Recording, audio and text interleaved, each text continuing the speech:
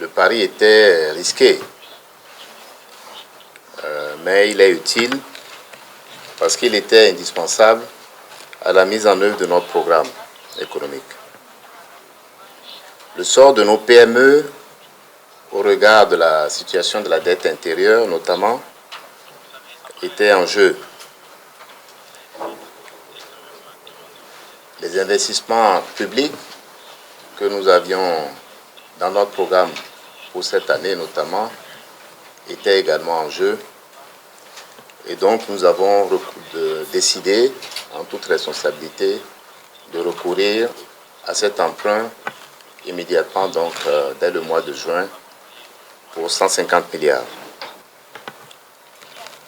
Pour des besoins que nous avons estimés à 150 milliards, nous avons réussi à mobiliser 202 milliards,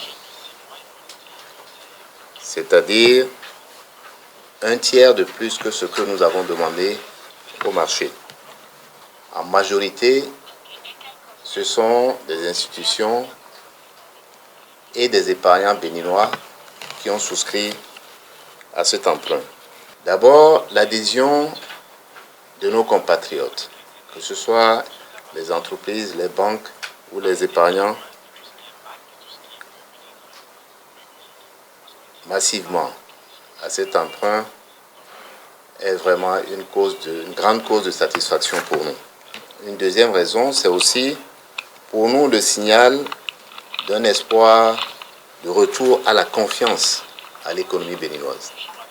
Je veux vous dire aussi que les ressources qui sont tirées de cet emprunt-là vont être utilisées de manière responsable, d'abord pour apurer les arriérés dus à nos entreprises, aux PME surtout nationales, à qui l'État doit beaucoup d'argent. Ensuite, nous allons utiliser une partie pour régler les arriérés dus sur la dette publique extérieure, dette publique intérieure. Ensuite, troisièmement, nous allons utiliser cela pour investir. Je veux vous dire que depuis le début de l'année, pratiquement, il n'y a pas eu beaucoup d'argent investi dans les PIP. Donc, il n'y a pas d'investissement. Et donc, nous allons investir dans ces investissements à la publique. Et enfin, nous allons investir pour redynamiser le secteur privé.